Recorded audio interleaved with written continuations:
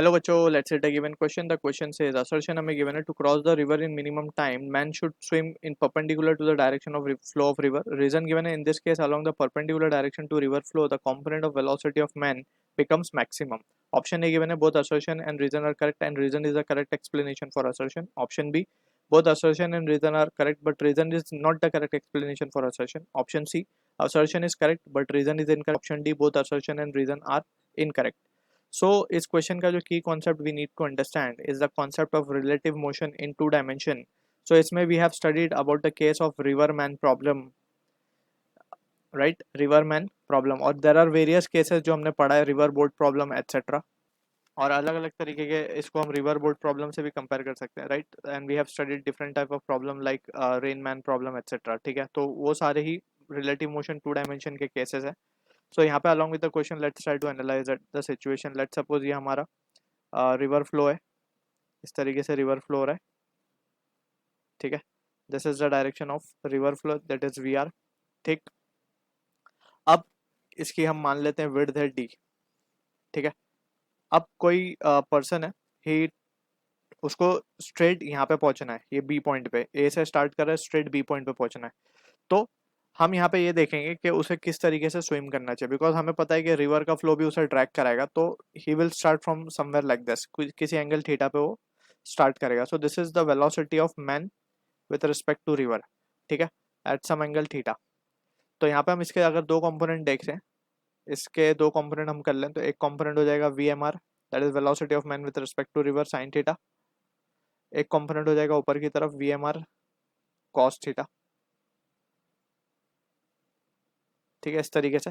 अब यहाँ पे हमें ये क्लियरली दिख रहा है कि कौन सा कंपोनेंट इसको क्रॉस करवाने में मदद कर रहा है, वो है V M R cos theta, and यहाँ पे है ये वी आर, राइट. सो हमें टाइम जो लगेगा, टाइम की अगर हम बात करें तो time will be V M R, sorry, distance upon speed, that is V M R cos theta. अब यहाँ पे अगर हम केयरफुली एनालाइज करें, हमें टाइम चाहिए मिनिमम, कि कम मिनिमम टाइम में कैसे पहुंचेगा.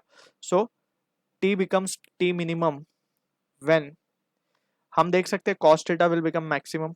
कॉस थीटा जब 1 हो जाएगा, कॉस थीटा की मैक्सिमम वैल्यू कितनी हो सकती है, 1 हो सकती है. तो जब ये 1 होगा जब भी तो टी की वैल्यू मिनिमम होगी. कॉस थीटा जब मैक्सिमम होगा जब भी ये मिनिमम होगा, क्योंकि वी एम आर तो एक कांस्टेंट है और डी भी एक कांस्टेंट वैल्यू है. ठीक है, तो इस तरीके से हम क्या कर रहे हैं, बेसिकली नीचे वाले टर्म को मैक्सिमाइज कर रहे हैं ताकि टाइम हमारा क्या हो जाए, मिनिमम हो जाए. So we can say therefore minimum time हमारे पास क्या आ जाएगा, it will be D upon V M R. ठीक है ना. So this will be the minimum time. अब अगर हम ऑप्शंस को देख लें, असर्शन पहले देखते हैं. Statement to cross the river in minimum time man should swim in perpendicular to the direction. यहाँ पे हम क्लियरली देख सकते हैं कि वीएमआर क्या आ रहा है, कॉस थीटा 1 आ रहा है, यानी कि theta, this implies that theta क्या होना चाहिए, 0 डिग्री होना चाहिए. 1 कब होगा, जब थीटा 0 होगा, यानी कि उसको straight perpendicular to the direction, यानी कि उसको इस डायरेक्शन में perpendicular to the direction of river flow उसको स्विम करना चाहिए था, यानी कि ये होना चाहिए था हमारा वीएमआर. ठीक है ना, फॉर मिनिमम टाइम. सो ये तो हमारा ट्रू है.